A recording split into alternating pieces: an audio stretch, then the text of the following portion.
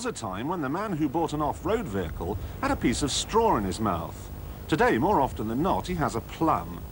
The utilitarian jobs of yesteryear have shaken off their country bumpkin outfits, and most these days wear city suits.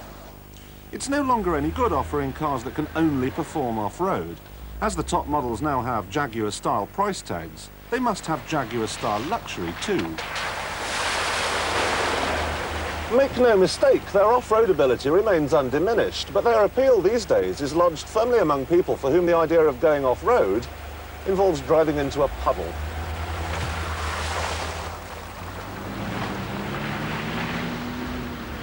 Here we have the latest version of the car that virtually killed off Land Rover in Africa. Despite its reputation for ruggedness elsewhere in the world, the only long wheelbase version imported into Britain is the range-topping crumpet truck. This is the Toyota Land Cruiser, and the whole thing revolves around big numbers. It's got a 4.2-litre turbocharged 6-cylinder diesel engine. It's 16 feet long, 6 feet high, 6 feet wide. And the big numbers spill over into the interior as well. I wish someone would explain to the Japanese that we don't measure luxury by how many buttons there are. I've got 2 for the differential locks, 2 for the electric aerial, 2 for the sunshine roof.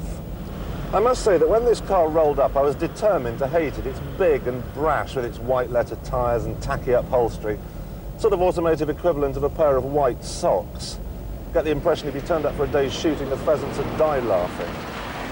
But I've done a couple of 100 miles in it now, and I'm getting really rather fond of it. It has an earthy feel about it, which I like. It has a reasonable turn of speed, and it handles with great adroitness for such a Leviathan. The steering's a vast improvement over the old model, and so driving it on normal roads is by no means unpleasant. Even so, you're constantly aware that no matter how much it pretends to be a Jaguar, its abilities are more in line with those of a tractor. Well, I wouldn't like to have to do this in a miniskirt. Not that I've got a miniskirt, you understand. Now, the Mercedes is the other way around. The hideous exterior looks might lead you to think that it's a tractor, but the innards, well, they suggest otherwise. I know these pale colours are all very well for people, but I think the sheep might muck it up a bit. As opposed to the Toyota, which in its latest form is only imported as an 8-seater diesel, you can have the G Wagon as a long or short wheelbase with petrol or diesel power. A word of warning though, it's impossible to fit a turbocharger to right-hand drive diesel models, and that makes them, well, let's be kind, let's say sluggish. Now, the petrol engines are much better. This is a 3-litre 6, and as you'd imagine, it's smooth and quiet and refined and blessed with perfectly reasonable levels of performance. As before, there are locking differentials and low-ratio gears, but the new versions now have full-time 4-wheel drive and better suspension. It looks the same, though. The biggest change, superficially at least, is in here. All of these trim pieces appear to have been taken from £50,000 or £60,000 Mercedes saloons. And of course gives an immense feeling of quality, and of course it's all beautifully screwed together.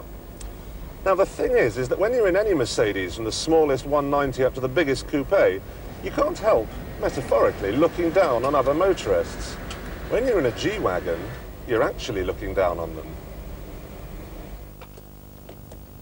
If you want to buy one of these to use primarily as a road car, fine. They both offer a load of advantages over, say, a Jaguar saloon. You sit up high, that gives you a great view of the road, there's tons of space, they're great for towing, and of course the weather can do pretty much what it wants, and you'll still be mobile.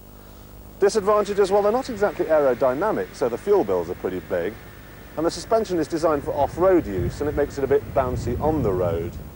Now, choosing between the Mercedes and the Toyota is more difficult.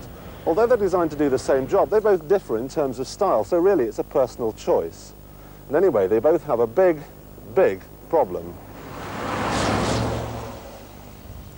The Range Rover is warming up for its 21st birthday this summer, but even so, in terms of sales, in Britain at least, it knocks the competition into a cocked hat. Not only is it more stylish, you can see the Queen turning up in one, for instance, but it's more elegant in here too. All the wood and leather combines with all the latest toys, the automatic dipping rear view mirror, the electric seats and so on. And of course, this is the only one here to have a V8 engine. And now for 1991 comes another big change. Land Rover have fitted anti-roll bars. Wow. No, honestly, it's big news. In the past, if a dog or a chicken or something ran out into the road and you had to take avoiding action, early Range Rovers used to roll around and give the impression they weren't really going to change direction at all. Well, this new model handles much, much better. And Land Rovers say the new roll bars haven't affected its wheel articulation, something that's made the Range Rover so good off-road in the past. As far as I can work out, they haven't harmed ride comfort either. Be in no doubt that the Range Rover is the best off-roader you can buy, even at £34,000 for this Vogue SE. The Land Cruiser is £7,000 less, while a similarly equipped G Wagon is a staggering £10,000 more. Hardly surprising people don't take them off-road. We did, though.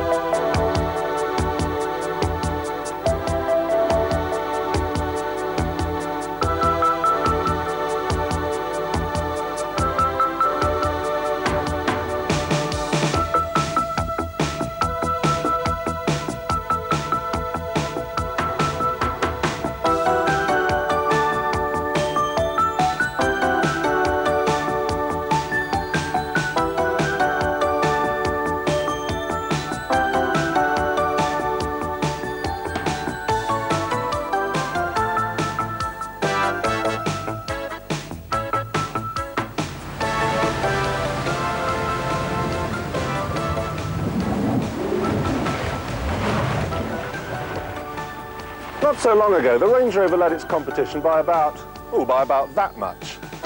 But as we've seen, off-road and on it, the gap's getting quite narrow now. It must be down to about that, I should say.